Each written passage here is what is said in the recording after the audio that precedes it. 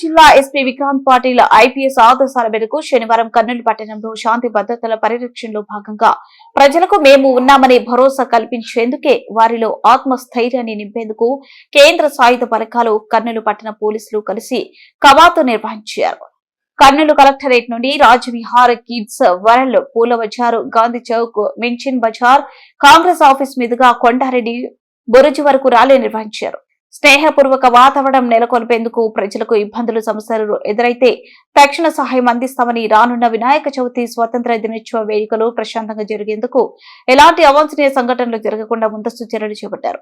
ర్యాలీలో rapid action force commandant Vijay Kumar Varma, assistant commandant Paparao Keerthi, ఇన్స్పెక్టర్లు B Raju, Bharathi, Kurnool పట్టణ సిఐలు Nagarajurao, Seshaiah, Mansuruddin, rapid action force సిబ్బంది పాల్గొన్నారు.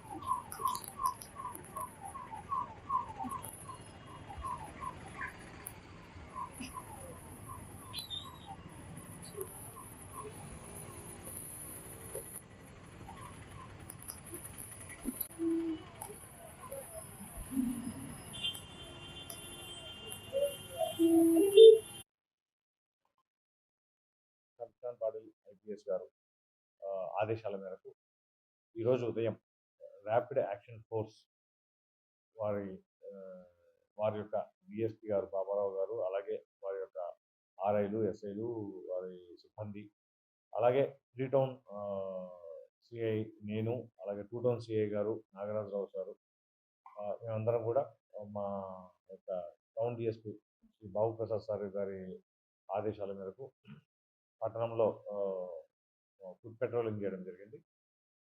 ఈ ఫుడ్ పెట్రోలింగ్ మనకు రాబోతున్నటువంటి స్వాతంత్ర దినం వేడుకలకు సంబంధించి, అలాగే వినాయక చవితి ఉత్సవాలకు సంబంధించి పట్టణంలో ఎలాంటి